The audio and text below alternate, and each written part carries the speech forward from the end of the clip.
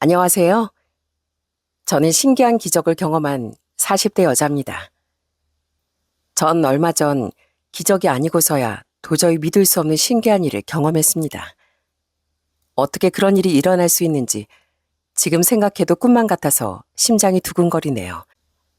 지금도 주변 사람들에게 저와 가족들이 겪은 우연과 인연에 대해 말해주면 어떻게 그런 일이 있을 수 있냐며 놀란답니다. 이렇게 재밌고 놀라운 일을 저 혼자만 알고 있긴 아쉬워 용기 내서 사연을 보내봅니다. 부디 재밌게 들어주셨으면 좋겠습니다. 우선 저희 아버지는 정말 강인하신 분이세요. 어릴 땐 아버지가 뭔가를 두려워하시거나 망설이시는 모습을 본 적이 없어요. 아버지는 항상 자신감이 넘치시고 혹여나 가족들에게 무슨 일이 생기면 제일 먼저 나서서 해결해 주시는 분이었습니다. 한 번은 어릴 때 계곡으로 가족여행을 간 적이 있는데요. 하필 전날에 비가 온 뒤라 물살이 평소보다 훨씬 거세더라고요. 여보, 근데 물살이 너무 거센 것 같지 않아? 애들 놀기에 좀 위험해 보여. 그러게, 어제 비가 왔다더니 물이 많이 불었네. 얕은 데서만 놀게 해야겠어. 수영아, 수민아, 멀리 가지 말고 바로 이 앞에서만 놀아야 한다. 네, 아빠. 저와 여동생은 아버지가 시키는 대로 얕은 물에서만 발을 담그며 놀았습니다. 그런데 제 여동생은 얕은 물이 시시했는지 조금씩 깊은 곳으로 가기 시작했어요. 야, 수민아, 아빠가 여기서만 놀라고 했잖아. 그쪽으로 가지 마. 치, 여긴 너무 시시해. 나 수영하고 싶단 말이야. 동생은 제 말을 무시하고 첨벙첨벙 헤엄을 치기 시작했어요. 그러던 그때 갑자기 제 동생이 미끄러운 바위에서 발을 헛디뎌 급류 쪽으로 휩쓸려 내려가는 거였습니다. 동생은 순식간에 물살에 휩쓸렸고 그런 동생을 보며 모두가 비명을 질렀습니다. 너무나 갑작스럽게 일어난 일이라 옆에 있던 어른들도 당황해 움직이지 못했었는데 아버진 단 한순간도 망설이지 않으셨어요. 수민아, 아빠 말 들려? 거기서 꼼짝 말고 있어. 아버진 동생의 이름을 큰 소리로 부르더니 이내 곧바로 계곡 안으로 뛰어들었습니다. 차가고 거센 물살 속에서도 아버진 거대한 바위살을 헤엄쳐가며 동생을 붙잡으셨고 마침내 한 손으로 동생을 번쩍 들어올리더니 다른 한 손으로 바위를 잡고 버텨내셨어요. 전 지금도 그 장면을 잊을 수가 없습니다. 아버지가 마치 영화 속 주인공 같았거든요. 그렇게 어렵사리 동생을 구한 아버진 동생을 품에 안고 무사히 얕은 물가로 돌아오셨고 동생은 눈물을 펑펑 흘리며 아버지 목에 매달렸습니다. 그때 아버지의 손등은 날카로운 바위에 긁혀 온통 상처투성이었지만 아버지는 오히려 껄껄 웃으셨어요. 그러게 아빠 말 잘 들으라고 했지, 이 녀석아. 계곡 물살이 얼마나 무서운데 겁도 없이 거기까지 헤엄쳐가. 그래도 안 다쳐서 천만 다행이다. 이렇게 저희 아버진 언제나 가족을 지키는 가장 든든한 버팀목이자 진짜 슈퍼 히어로였습니다. 전 아버지만 계신다면 세상 무서울 게 없었어요. 하지만 언제까지나 든든한 울타리인 줄만 알았던 아버진 뜻밖의 사고로 단 한 번에 무너져 내렸습니다. 끔찍한 사고가 나던 날 아침, 아버진 아침 일찍부터 오토바이를 타고 외출 준비를 서두르셨어요. 아빠, 이렇게 아침 일찍부터 어디 가세요? 왜 벌써 일어났어? 아빠 일 가야지. 요즘 배달 일이 바빠서 아침 일찍부터 움직여야 하거든. 점심쯤엔 돌아올 테니까 넌 들어가서 더 자. 그 당시 아버진 하시던 사업이 조금 힘들어지셔서 새벽에 배달 일까지 하며 생활비를 벌고 계셨습니다. 아버진 잠결에 배웅을 나온 제 머리를 다정하게 쓰다듬어 주시곤 오토바이를 타고 새벽 안개 속으로 사라지셨어요. 그리고 몇 시간 뒤 전 엄마에게 정말 충격적인 사고 소식을 듣고 맙니다. 수영아, 이를 어쩌면 좋니? 네 아빠가 글쎄 오토바이 사고가 나서 지금 병원으로 실려갔다는데 무슨 큰일이라도 생긴 거면 어쩌니? 오토바이로 배달 일을 하던 아버진 안개가 짙게 낀 도로에서 갑자기 앞서가던 차량이 급정거하는 바람에 그 차를 피하려다 미끄러지면서 큰 사고가 난 것이었습니다. 아버진 병원으로 급히 이송됐지만 다리 쪽에 부상이 심해 긴급 수술에 들어가셨어요. 엄마 전 제발 아버지가 무사하시길 기도하고 또 기도했습니다. 그렇게 몇 시간이나 흘렀을까요? 수술실에 들어갔던 아버진 온몸에 흉터가 가득한 채로 침대에 실려 나오셨어요. 다행히 다른 곳은 경미한 타박상 정도였지만 문제는 오토바이가 넘어지면서 심하게 다친 다리가 문제였습니다. 아버진 몇 번의 크고 작은 수술을 받으셨지만 결국 사고 후유증으로 다리를 절게 되셨죠. 몸이 불편해진 아버진 이전의 자신감을 모두 잃으시고 크게 절망하셨고요. 아빠, 우리 밖에 좀 걸을까요? 의사 선생님이 재활치료도 잘 받고 운동도 열심히 해야 빨리 낫는다고 했잖아요. 됐다. 이 다리로 쩔뚝거리면서 다니면 남들이 손가락질해. 그냥 나 좀 내버려둬. 아버지 상처 입은 마음은 이해가 됐지만 저도 자식인지라 계속 누워만 계시는 아버지가 너무나 속상했습니다. 그래서 가끔 아버지께 짜증도 내고 언성을 높여 화도 냈어요. 자꾸 그렇게 누워만 계시면 안 돼, 아빠. 제발 조금만 힘내세요. 아빠가 이렇게 주저앉으면 저희는 어떻게 해요? 하지만 아버진 제가 아무리 잔소리를 해도 이불을 머리 끝까지 뒤집어 쓰고 모든 소통을 차단했습니다. 저도 저대로 그런 아버지가 너무 속상해 조금 더 지나선 아버지와 말도 섞지 않았어요. 갈수록 사이가 나빠지는 부녀지간 때문에 가운데서 어머니만 마음고생을 하셨죠. 수영아, 그래도 아빠한테 그렇게 화부터 내면 어떡하니? 네 아빠가 속상해서 저러는 거잖니. 엄마, 나도 속상해요. 아버지 저러고 누워만 계시는데 아주 분통이 터져서 죽겠다고요. 그러니 제가 아빠만 보면 화가 안 나겠어요? 그 당시 아버지가 다치신 이후로 어머니가 집안의 모든 생활비를 책임지고 계셨고 저와 동생도 이제 대학에 갈 날이 얼마 남지 않았었거든요. 그래서 더 속이 상했던 것 같아요. 결국 가세는 완전히 기울었고 여동생은 급기야 대학 입학까지 포기했습니다. 엄마, 나 대학엔 좀 늦게 가도 돼요. 나 그냥 바로 취업할래요. 등록금도 너무 비싸고 대학 가면 교재비랑 생활비까지 드는 돈이 엄청 많대요. 정 대학에 가고 싶으면 나중에 돈 모아서 가도 되잖아요. 엄마 전 여동생의 말을 듣고 너무나 속상해 눈물까지 흘렸답니다. 하지만 도저히 비싼 학비를 감당할 자신이 없었어요. 저도 1학년 등록만 해놓고 휴학을 한 상태였거든요. 전 그 순간에도 여전히 누워 계신 아버지가 원망스러웠습니다. 그 모든 이야기를 듣고 계셨을 아버지의 마음은 조금도 헤아리지 못한 거였죠. 동생의 대학 포기는 아버지에게도 큰 충격이었던 것 같습니다. 어느 날 아침 일찍 일어나 늘 하던 것처럼 아버지가 누워 계신 자리를 살폈는데 놀랍게도 아버지가 안 계신 거예요. 전 깜짝 놀라 마당으로 나가보았죠. 그리고 그곳에서 너무나 눈물겨운 장면을 목격하고 말았습니다. 야, 강춘길이 너 이 정도 못 버티는 놈이었어? 버티란 말이야. 아버지 말을 듣지도 않는 다리를 주먹으로 내리쳐가며 걷는 연습을 하고 계셨어요. 그때가 한겨울이었는데 아버진 땀까지 뻘뻘 흘리고 계셨습니다. 전 그런 아버지 곁으로 조용히 다가가 곧 넘어질 것 같은 아버지를 부축해드렸어요. 아버진 잠시 놀라신 것 같았다가 이내 절 바라보시며 힘겹게 미소를 지으셨습니다. 아빠가 이제라도 다시 걸어보려고 하는데 운동한 지가 오랜만이라 쉽지가 않구나. 우리 딸이 아빠 좀 도와줄래? 그럼요, 아버지.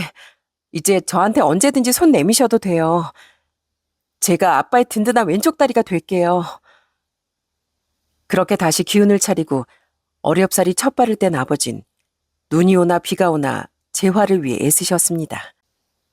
비록 예전처럼 달리거나 똑바로 걸을 수는 없었지만 그래도 일상생활에 무리 없이 하실 정도로 건강을 많이 회복하셨어요. 어느 정도 걸을 수 있게 된 아버지가 제일 먼저 하신 일은 바로 저희 등록금을 벌기 위해 아르바이트를 시작하는 거였습니다. 어머니도 저도 그런 아버지를 몇 번이고 말렸지만 아버진 기어이 아시는 분의 식당에 나가 청소를 하고 서빙 일을 도우셨어요. 그렇게 한 달 뒤 아버진 저희 자매 앞에 흰 봉투 하나 내미셨습니다. 이거 얼마 안 돼. 내가 몸이 불편하다 보니 월급을 많이 받는 일을 할 수가 없더구나. 그래도 이거 받고 너희들 등록금에 보탰으렴. 수민이 넌 대학 등록까지 몇 달 더 남았지? 그때까지 내가 어떻게든 등록금을 마련해 볼 테니까 잔말 말고 학교 다닐 생각부터 해. 아버진 불의의 사고로 삶의 의지를 잃으셨지만 역시나 가족들을 위해 다시 슈퍼맨처럼 일어나셨습니다. 전 아버지가 주신 돈을 동생 등록금으로 주었고 대신 휴학을 조금 더 늘렸어요.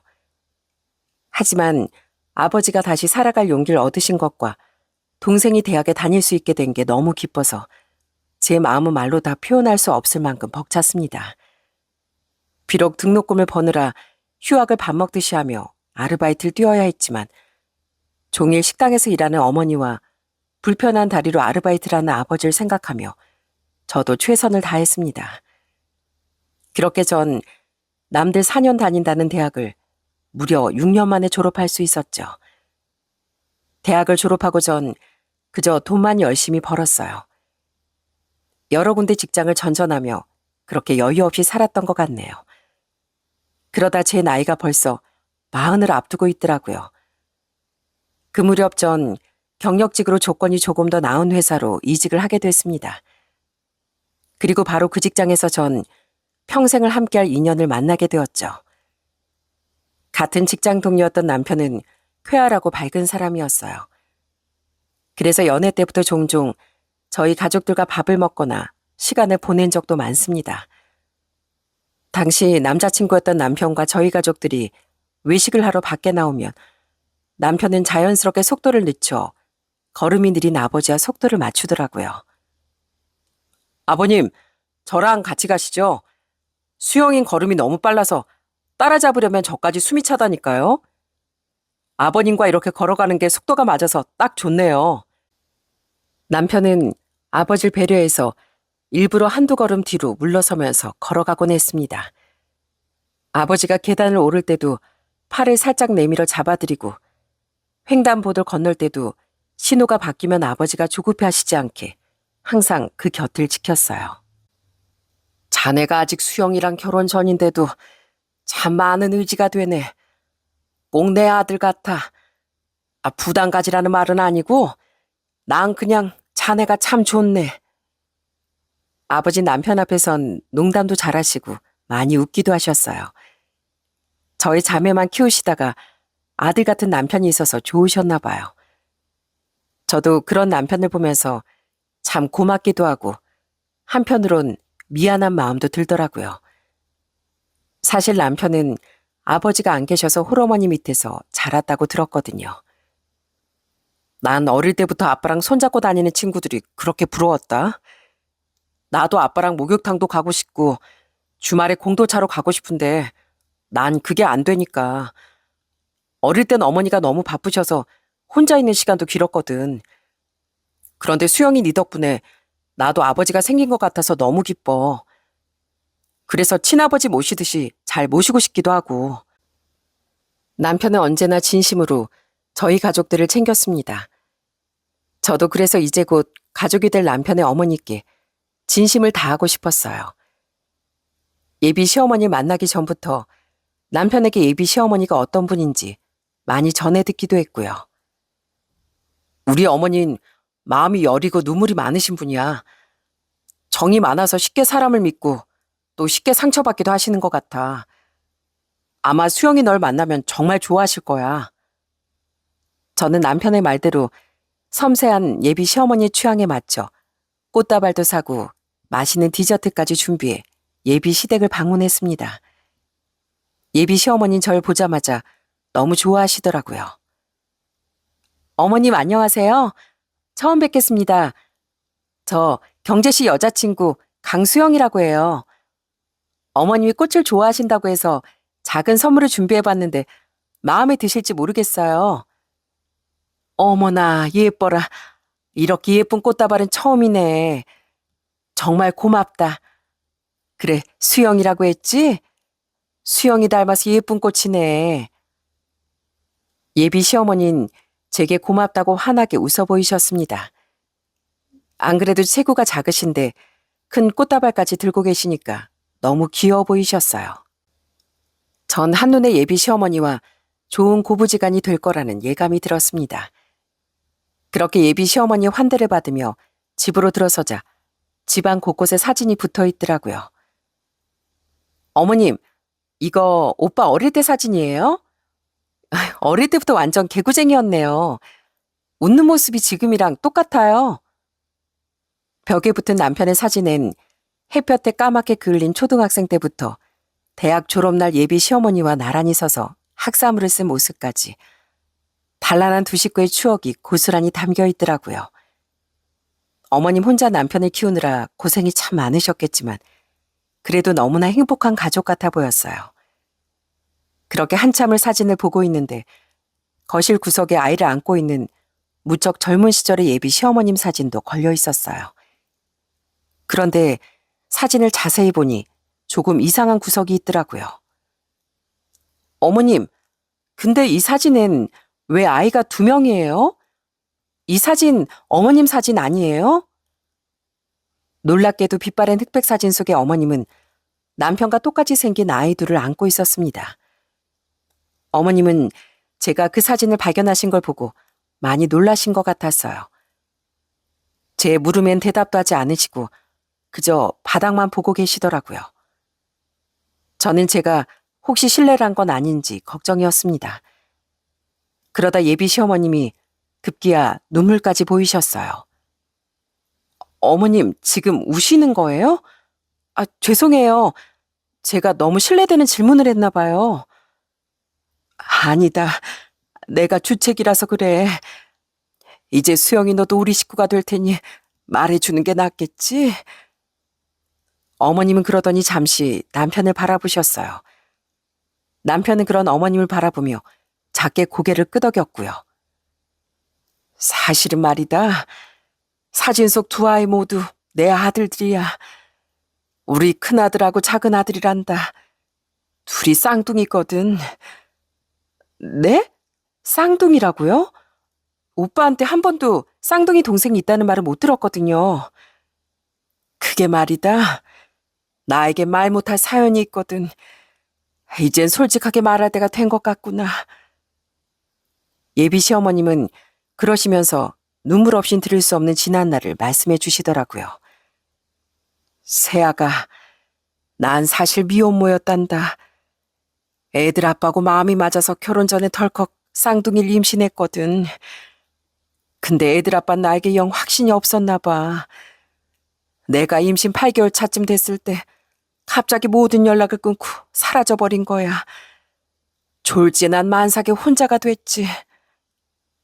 쌍둥이를 임신한 무거운 몸으로 혼자가 된 예비 시어머님은 도저히 친정으론 돌아갈 수 없었다고 해요.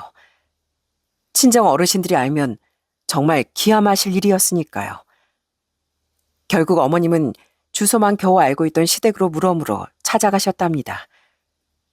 하지만 그곳에서 어머님을 맞아준 건 시댁 식구들의 차가운 시선과 막말뿐이었죠.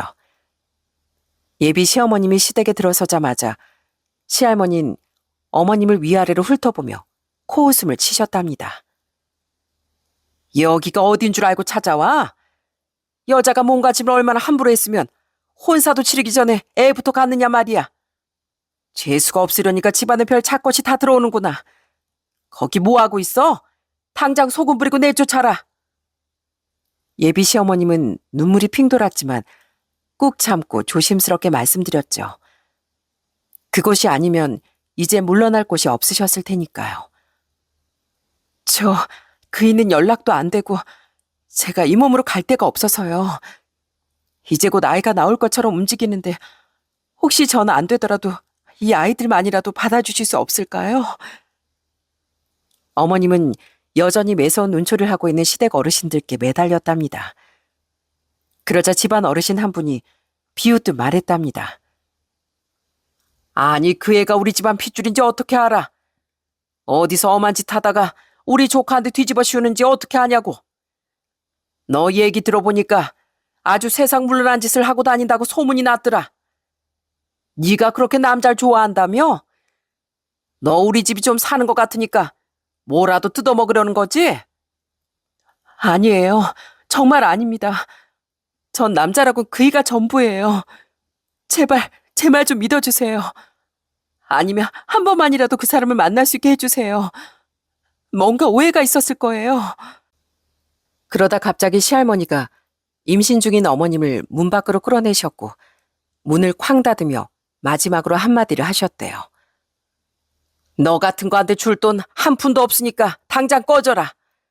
다시 또 한 번 찾아오면 그땐 아주 요절을 낼 거야. 결국 어머님은 배를 감싸진 채 문 앞에 주저앉아 눈물만 펑펑 흘리셨습니다. 결국에 몸을 일으켜 눈물 범벅인 얼굴로 시댁을 떠났지만 그날 받은 모욕과 서러움은 평생 잊지 못하셨다고 해요. 그때 아이들 아니었으면 내가 무슨 정신으로 버텼을지 모르겠다. 시댁에서도 쫓겨나고 갈 곳이 없어서 밤늦도록 한참을 헤매고 다녔지. 그때가 벌써 42년 전이니 옛날 어른들 입장에선 유전자 검사를 해볼 수도 없고 확인할 길이 없어 더 매정하셨을 거야. 다행히 마음 좋은 마을 어르신이 문간방을 내주셔서 이 한 몸 누일 곳은 생겼지만 앞으로 살아갈 일이 참 걱정이었지. 결국 예비 시어머님은 혼자 쌍둥이를 출산하셨지만 몸조리조차 제대로 하지 못해 큰 병까지 얻어 시름시름 앓고 계셨답니다. 쌍둥이 아들들은 계속 배가 고프다고 우는데 저 또 물리지 못해 어머님은 그저 아들들을 안고 울기만 하셨대요. 그러다 우리 친정에서 어떻게 수소문을 하셨는지 내가 있던 곳으로 찾아오셨어. 우리 어머니가 바짝 마른 몸으로 아이들을 젖먹이고 있는 날 보고 어찌나 놀라셨는지 충격으로 기절까지 하셨지 뭐. 그래도 친정에서 날 버리지 않았고 난 죄인된 마음으로 다시 집으로 돌아갔단다. 하지만 그때 시어머니 나이가 고작 21살이었고 어머님의 친정에서도 아직 어린 딸이 더 걱정이었던 모양이었어요. 시어머님의 외할머니께선 차라리 아이를 입양 보내자고 하셨대요. 시어머님의 어머님도 그러길 바라셨고요. 안 돼요. 이 아이들 제가 키울 거예요. 안 그래도 아빠 없는 애들을 아예 고아로 만들자고요? 불쌍한 우리 애들한테 어떻게 그래요? 제가 다 키울게요. 우리 애들 제가 책임질게요. 제발요. 하지만 모두가 잠들어 있던 밤 외할머님은 결국 둘째 아이를 몰래 데려다 고아원에 맡기고 돌아오셨답니다. 아이가 없어진 걸 눈치챈 어머님이 아이를 찾아 헤맸지만 아이는 이미 그곳에도 없었대요. 외할머님은 그런 어머님에게 단호하게 말씀하셨죠. 네가 두 놈 다 보낼 수는 없다길래 한 놈만 맡기고 왔다. 그 몸으로 어떻게 아이들을 키우겠다는 거야? 애비도 없이. 그 앤 더 좋은 곳으로 입양 갈 테니 오히려 잘된 거라고 생각해라. 하지만 예비 시어머님은 아이를 뺏겼다는 걸 받아들이지 못했답니다. 그래서 그 이후로 하루하루가 전쟁이었대요. 매일 어머님과 외할머니와 싸우고 서로 상처되는 말들을 주고받았죠. 그땐 우리 외할머니가 내 아이를 버리고 왔다고 생각했어.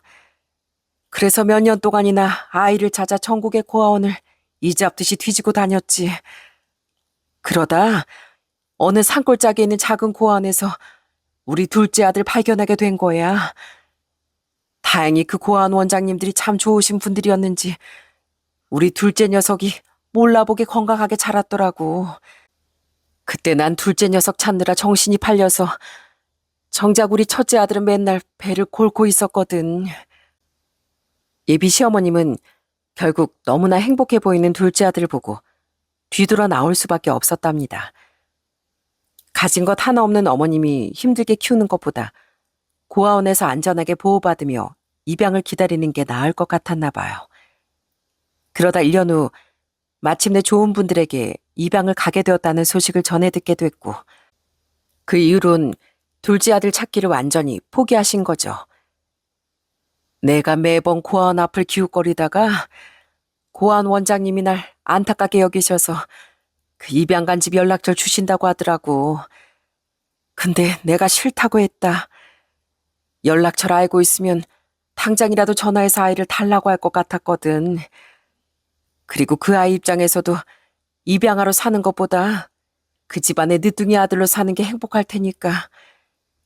나라는 엄마가 있었다는 걸 몰라도 난 그 아이가 행복하기만 하다면 얼마든지 참을 수 있었다.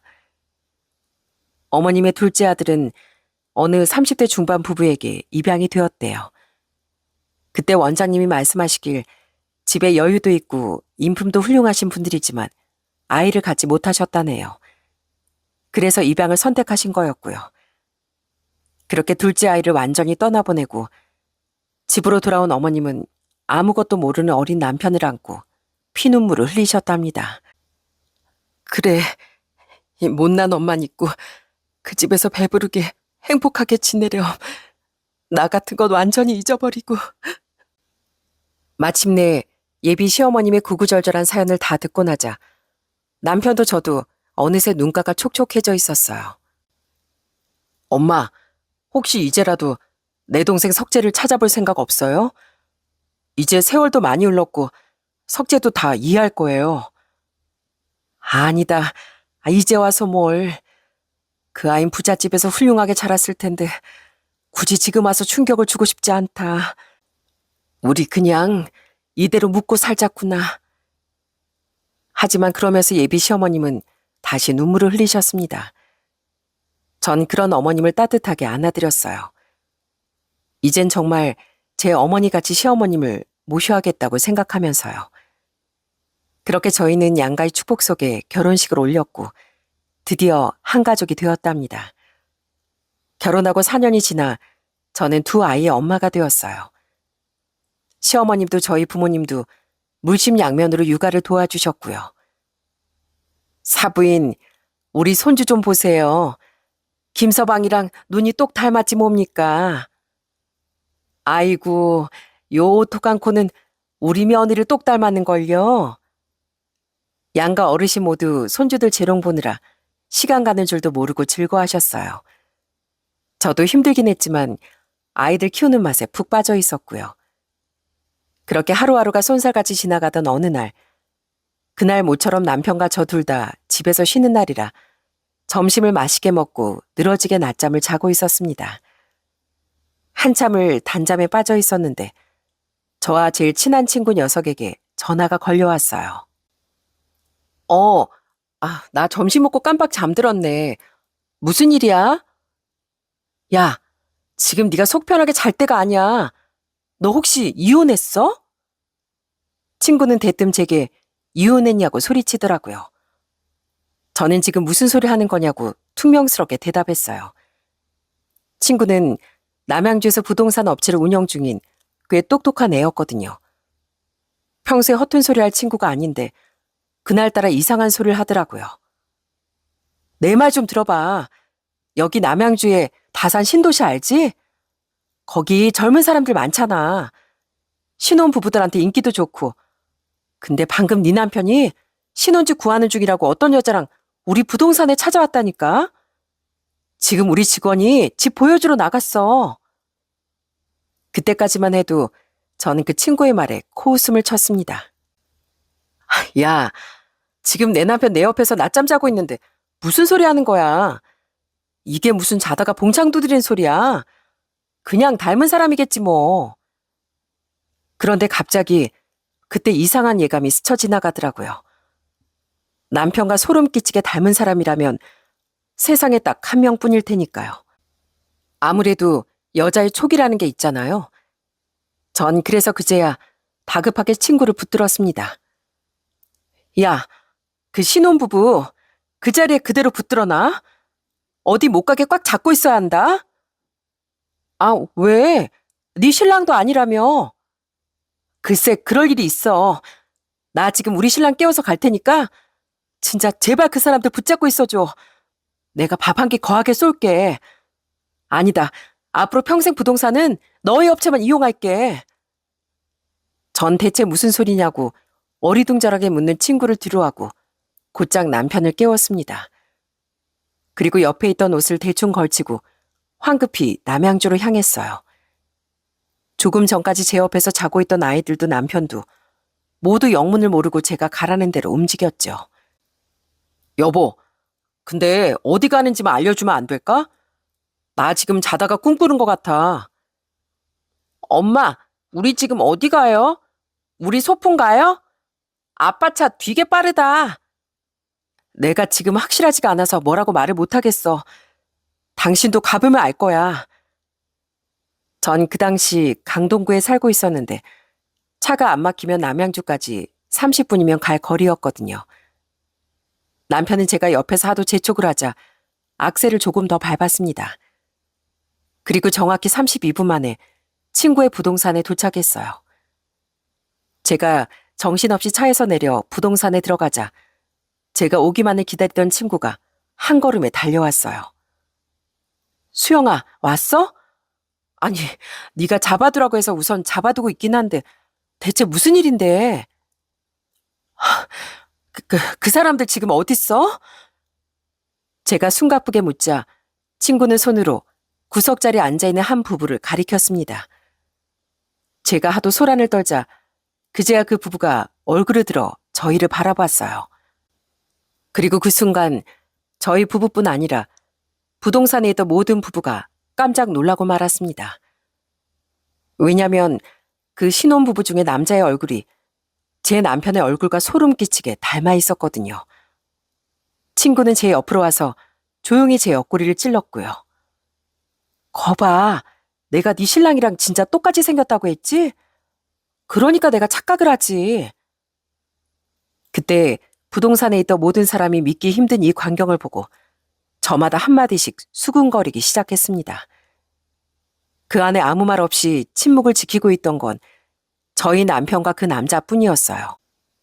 한동안 서로 똑 닮은 얼굴만 바라보고 있던 두 사람은 마침내 입을 열었습니다. 안녕하세요. 저는 김경재라고 합니다. 혹시 절 아시나요?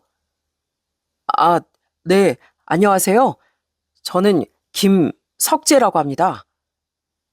두 사람이 마침내 서로의 존재를 확인하는 순간 전 온몸에 소름이 돋았습니다. 정말 그쪽이 김석재예요? 석재가 맞아요? 네, 제가 분명 김석재 맞습니다. 남편은 그제 오열하며 연신 그 남자 이름, 하나뿐인 동생의 이름을 불렀습니다. 그건 남편이 무려 46년 만에 불러보는 이름이었어요.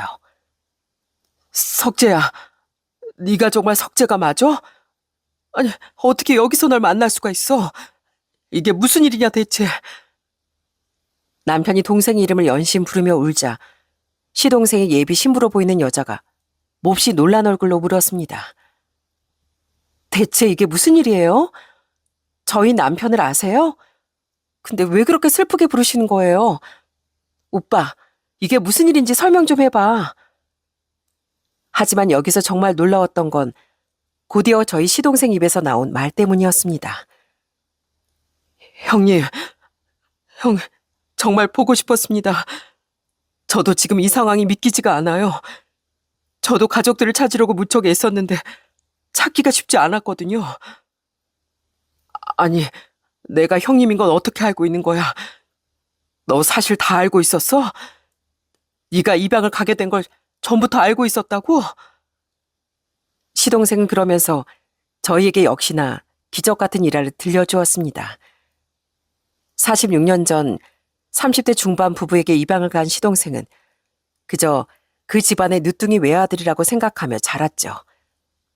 하지만 몇 년 전 팔순을 넘긴 양부모님의 건강이 급격하게 나빠지셨고 결국 그제야 시동생에게 미처 말하지 못했던 진실을 털어놓으셨답니다. 석재야, 사실 너에게 말하지 못했던 게 있어. 넌 틀림없이 사랑하는 내 아들이지만 사실 널 낳은 친어머니가 따로 계셔. 그동안 말하지 못해서 미안하구나. 널 너무 사랑해서 끝까지 내 아들로만 두고 싶었지만 내가 하늘로 떠나고 난 뒤 혼자 남을 석재 네가 눈에 밟혀서 이젠 진실을 말해줘야겠어. 많이 놀랐지? 하지만 넌 우리 부부에게도 널 낳아주신 친어머니께도 세상에 둘도 없는 소중한 아이였다는 걸 꼭 알아줬으면 좋겠다. 시동생의 양부모님은 돌아가시기 몇 해 전 입양 사실을 알려주셨고 그로부터 2년 후 두 분이 다 차례로 세상을 떠나고 말았답니다. 시동생은 너무나 큰 충격에 빠졌지만 양부모님이 돌아가신 후 곧바로 친가족들을 찾기 시작했죠. 하지만 세월이 너무 오래 흘렀고 오래전 시어머님이 모든 연락처를 차단하고 연을 끊었기 때문에 쉽게 찾을 수가 없었다네요. 시동생에게 남겨진 건 오래된 입양 서류 한 장과 어린 시절 살던 동네 이름 정도뿐이었다고 해요. 시동생은 그 희미한 단서를 붙잡고 혼자 발품을 팔며 옛 동네를 찾아다녔지만 그곳 사람들도 이미 대부분 이사를 가고 없었을 겁니다. 결국 저희는 서로에게 닿고 싶어도 닿을 수 없던 모든 사연을 알게 되었고 모두 그 자리에 주저앉아 서로의 이름을 부르며 오열했습니다. 전 친어머니도 그렇고 형님도 그렇고 도저히 연락이 닿지 않아 혹시 무슨 큰일이라도 당하신 건 아닌지 걱정했어요. 제 양부모님이 먼 훗날 제가 친가족을 찾을 걸 예상하고 이름도 예전 그대로 두셨더라고요. 근데 이렇게 건강한 모습으로 형수님과 조카들까지 만나게 될 줄은 꿈에도 몰랐습니다. 그때 부동산은 이미 눈물바다가 되었고 저희의 사연을 모두 들은 직원들도 연신 눈물을 닦고 있었습니다. 석재야, 우린 쌍둥이 아니냐. 이제 그만 존칭은 내려두고 앞으로 친형제로 살자. 다시 한 가족으로 살아야지. 내 동생 석재야. 형, 정말 보고 싶었어. 형. 그래, 내가 네 형이다. 옆에 계신 분은 재수 씨 맞지? 어떻게 이런 자리에서 인사드리게 됐네요. 저 석재 쌍둥이 형입니다. 우리 이럴 게 아니라 어서 어머니께 가자. 어머니가 한평생 널 얼마나 그리워하셨는데. 저흰 그 길로 곧장 시어머니께 달려갔습니다. 가는 내내 어머님이 얼마나 놀라실까 걱정 반, 설렘 반이었어요. 그때 시어머님은 소일거리로 동네에서 작은 반찬 가게를 운영하고 계셨어요. 저희는 곧장 시어머님의 반찬 가게로 향했고 주방에서 음식을 하시던 어머님은 저희 부부가 갑자기 찾아오자 놀란 표정으로 나오셨습니다. 아니 너희가 연락도 없이 갑자기 무슨 일이야? 혹시 반찬 떨어졌어? 아니면 애들 봐줄 사람이 필요한 거야? 미리 연락 좀 하고 오지. 그럼 내가 가게 문 닫고 갔을 텐데. 어머님, 너무 놀라지 말고 들으세요. 오늘 어머니께 꼭 소개해드릴 사람이 있어요. 그러니까 가게 문 일찍 닫으시고 저희랑 같이 가세요. 대체 무슨 일인데 그래? 너희가 급하다니까 같이 가긴 하겠다만 너무 놀랄 일은 아니었으면 좋겠구나. 우리 아들네가 나 뭐 맛있는 거라도 사주려고 그러나? 그렇다면 아주 나 오늘 비싼 거로 먹을 거야. 시어머님은 무슨 일인가 싶어 조금 놀라신 것 같더라고요.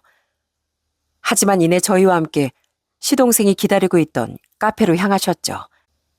저희는 우선 시어머님이 너무 놀라시지 않게 먼저 차분히 설명해 드렸습니다. 엄마, 카페에서 만날 사람이 있는데 너무 놀라시면 안 돼요. 그러니까 마음 단단히 잡수고 계세요. 엄마 쓰러지실까 봐 걱정돼서 미리 말씀드리는 거예요. 아들, 오늘 좀 이상하다. 아니, 대체 누굴 만나길래 엄마 쓰러질 걱정까지 하는 거야? 일단 들어가서 기다리고 계시면 곧 알게 되실 거예요. 저흰 그렇게 시어머님을 모시고 카페로 들어가 앉았습니다. 그리고 잠시 뒤 카페로 들어서는 또 다른 누군가를 보고 시어머님은 그대로 쓰러질 뻔하셨어요. 넌 네가 어떻게 여기에? 저 석재입니다. 제가 어머니라고 불러도 될까요?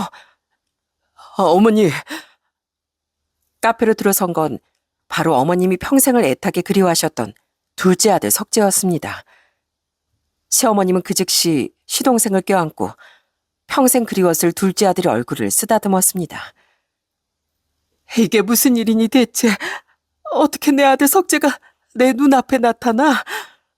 내가 평생 널 가슴에 묻고 얼마나 많은 눈물을 흘렸는데. 남편과 시동생의 얼굴이 워낙 닮아 있었기에 많은 세월이 지났지만 시어머님은 한눈에 시동생을 알아보셨어요. 그동안 살아온 환경이 달라 말투도 옷차림도 남편과 조금은 달랐지만 시어머니의 눈은 결코 피할 수 없었습니다. 시동생이 눈물을 떨구며 어머님을 부르자 시어머님도 46년 전 헤어졌던 그때 아기 대하듯 시동생을 껴안았어요. 어머니, 저 이제야 왔어요.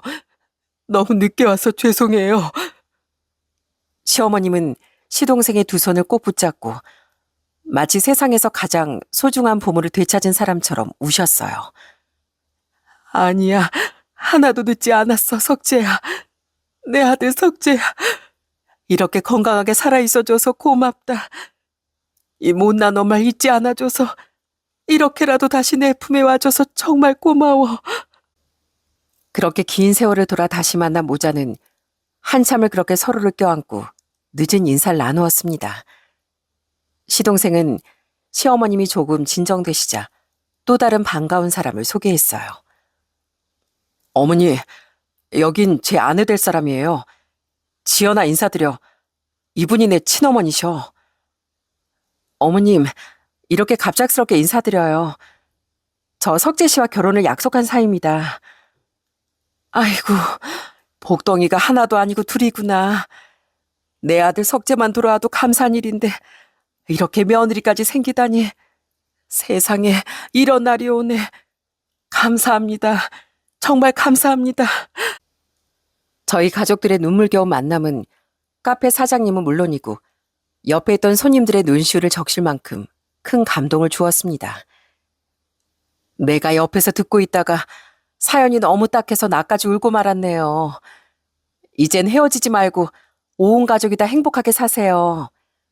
이건 저희 가게 쿠키인데 만남의 선물입니다. 근데 이렇게 보니까 두 아드님이 정말 똑같이 생기셨네요. 그럼요. 둘 다 내 아들인걸요. 네 배로 한날 한시에 낳은 내 아들들이요. 저흰 그날 늦은 밤까지 시동생을 다시 만나게 된 기적 같은 일을 시어머님께 말씀드렸어요. 시어머님은 당장이라도 제 친구 수키를 찾아가겠다고 성하셨죠. 우리 큰며느리 친구분이 우리 가족의 은인이네, 은인이야. 그때 얼굴 알아보지 못했으면 우리가 이렇게 다시 만났겠어? 예, 어머마, 너 그 친구한테 꼭 이 은혜를 갚아야 한다. 아니다, 내가 갚을 테니까 그 친구분 연락처 좀 다오.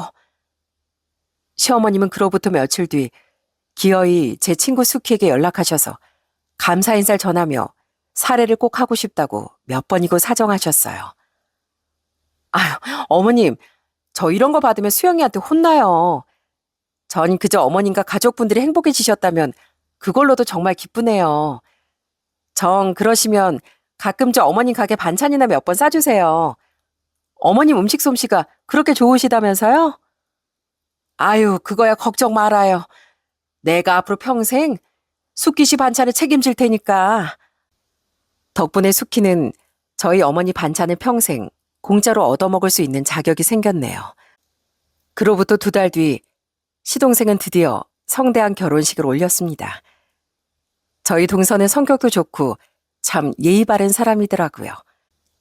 동서는 저희 시어머님을 볼 때마다 아직도 그렇게 눈물을 흘리곤 합니다. 전 어머님 볼 때마다 왜 이렇게 눈물이 나는지 모르겠어요. 젊었을 적 어머니 고생한 것도 슬프고 그이가 친부모님을 찾아서 얼마나 고생했는지도 알아서 자꾸 이렇게 눈물이 나나 봐요. 눈물 많으신 저희 어머님은 그때마다 동서 손을 꼭 붙잡고 같이 우신다니까요. 오죽했으면 시동생 결혼식 전에 혼주석에 앉아 계실 어머니가 너무 많이 우시지 않도록 특훈을 하기도 했답니다. 어머님, 도련님 식장에서 입장하실 때 너무 슬플 것 같으면 그 어머님이 제일 좋아하는 가수분 있죠? 그분 생각하세요. 아니면 아예 속으로 노래 부르시던가요, 그냥. 그래도 될까? 아휴, 지금 생각만 해도 눈물 날 것 같은데. 아이고, 우리 어머님 정말 못 말리겠네. 결혼식 전부터 걱정이 많으셨던 시어머님은 그래도 가끔 시동생과 동서를 보며 웃기도 하시고 당당하게 혼주석을 빛내주셨습니다. 시동생의 양부모님도 돌아가셔서 자칫했으면 혼주석이 비어있을 뻔했는데 극적으로 이렇게 온 가족이 만나게 되어 무사히 결혼식을 치르게 되었네요. 시동생의 결혼식 중 가장 하이라이트는 바로 편지 낭독 시간이었답니다. 시동생은 절절한 목소리로 46년 만에 만난 어머니께 편지를 올렸어요. 사랑하는 어머니, 어머니라는 호칭을 46년 만에 불러봅니다. 우연한 만남이 아니었다면 전 영영 제 가족들을 만나지 못하고 평생 마음속으로만 그리워하며 살았을지도 모르겠네요. 저를 사랑으로 키워주신 양부모님은 제게 이렇게 말씀해 주셨어요. 친어머니는 절 버린 사람이 아니라 온 몸으로 지킨 사람이시다.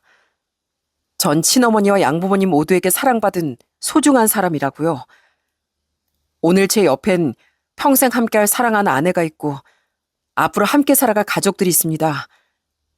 이 모든 기적이 어머니와 형을 다시 만나면서 완성된 것 같습니다. 정말 감사합니다.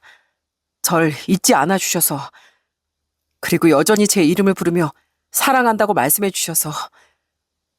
어머니, 이젠 전 더 이상 버림받은 아이가 아니에요. 그러니 마음 놓으셔도 됩니다. 앞으로는 제가 어머니 아들로서 그동안 못다한 효도를 다하겠습니다. 사랑합니다, 어머니. 시동생은 떨리는 목소리로 편지를 낭독했고 하객 모두가 눈물을 닦으며 큰 박수를 보내주셨어요. 동서의 부모님과 가족들도 시동생을 따뜻하게 안아주셨고요. 시동생의 결혼식은 제가 본 결혼식 중에 가장 따뜻하고 감동적인 결혼식이었어요. 몇 주간 신혼여행을 다녀온 시동생 부부는 남양주에 신혼집을 마련했습니다. 물론 제 친구 수키의 부동산에서요. 아유, 내가 다른 고객들한테 사과하는 수가 있어도 두 사람 집은 무조건 제가 책임져야죠. 내가 이 동네에서 제일 괜찮은 집으로 리스트를 아주 쫙 뽑아놨어요. 이쯤 되면 제 친구 수키야말로 정말 저희 가족들의 은인인 것 같습니다. 저는 그 은혜를 다 갚고자 누구 이사할 사람이 있으면 무조건 친구네 부동산을 추천하곤 해요. 제가 소개해줘서 계약도 몇 건이나 진행된 것 같더라고요. 수키에게 고마운 마음을 다 갚으려면 멀었지만 그래도 이렇게라도 마음을 표현할 수 있어 참 뿌듯합니다. 며칠 전엔 시동생 부부 어머님이 시동생의 양부모님 납골당에 다녀왔다고 하더라고요. 내가 비록 사진으로 뵙지만 두 분 어르신 인상이 참 좋으시더구나. 내가 그분들 살아생전에 찾아뵙고 인사를 드렸어야 했는데 그걸 못하고 이렇게 늦게 인사드리게 됐네. 얼마나 죄송하고 감사한 일이니 글쎄. 납골당에서 집으로 돌아오는 길에 어머님은 창밖을 바라보며 조용히 말씀하셨다고 합니다. 이젠 정말로 한 가족이 된 것 같구나. 내 아들, 내 며느리, 그리고 날 대신에 이 아이를 지켜주신 두 분께 평생 감사하면서 살아야겠다. 그날 이후 식구가 많아진 저희 시댁은 매일이 복작복작 사람 사는 냄새가 납니다. 어머님, 형님, 저는 왜 멸치볶음만 하면 과자처럼 딱딱해지는 걸까요? 비법이 있으면 저도 알려주세요. 애교도 많고 살가운 저희 동선, 이렇게 요리법을 물어보며 어머님 곁에 쪼르르 달라붙곤 합니다. 처음엔 수줍어하던 어머님도 요즘은 동서의 애교에 자꾸 웃음이 나신대요. 아이고, 그거 뭐 어렵다고. 내가 차근차근 알려줄 테니까 한번 해보렴. 가끔은 동선의 부모님이나 저희 부모님도 시댁에 오셔서 함께 식사를 하기도 하고요. 요즘에 전 이렇게 복작복작 사는 게 정말 행복하답니다. 사람 사는 냄새가 나는 집에서 가족들끼리 밥을 먹고 웃고 떠드는 시간이 이렇게 소중한 줄 예전에 미처 몰랐습니다. 가족이라는 게 거창한 게 아니라는 걸 요즘에서야 깨닫게 되네요. 서로 안부를 묻고 밥 한 끼를 나누고 함께 웃어줄 수 있는 사람이 곁에 있다는 것만으로도 세상에서 제일 큰 축복이라는 생각이 듭니다. 긴 세월을 돌아서야 만나게 된 인연들이 이렇게 한자리에 모여 살아가는 지금, 전 매일같이 마음속으로 다짐합니다. 이 감사함을 오래오래 간직하면서 살아야겠다고 말이죠. 그럼 이만 제 사연은 여기서 마치도록 하겠습니다. 지금까지 들어주셔서 정말 감사합니다.